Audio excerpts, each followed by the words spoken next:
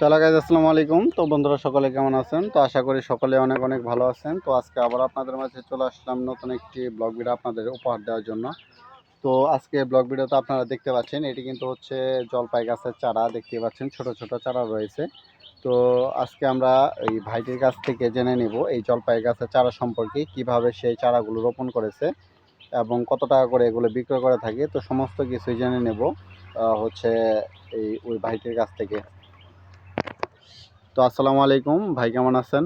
জি ভাই, আলহামদুলিল্লাহ ভালো আছি। তো ভাই আজকে আমরা চলে এসেছি আপনার জলপাই বাগানে। তো আজকে আমি আপনার থেকে বিস্তারিত জানবো যে আপনি কিভাবে এই জলপাই গাছগুলো হচ্ছে তৈরি করেছেন এবং কি এই জলপাই গাছগুলো আপনি কত টাকা করে বিক্রয় করে থাকেন, যদি আমাদেরকে একটু বলতেন। জি ভাই, এই গাছটা কিন্তু কলম দেওয়া গাছ। এই ছোট থাকাকালীন এই গাছটাকে কলম দেওয়া হয়েছে। আর এই গাছের জলপাই খুবই মিষ্টি হয়।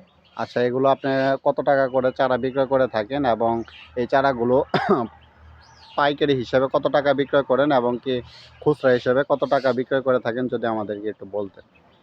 এই গাছগুলো পাইকারি সেল দেওয়া হয় 150 টাকা পিস। জি, আর আপনি যদি বলছেন যে এই গাছগুলো পাইকারি হিসাবে 150 টাকা করে, মানে 150 টাকা পিস সেল দেওয়া হয়, মানে পাইকারি যদি কেউ জি অনেকগুলো নিতে চায় তাহলে 150 টাকা করে।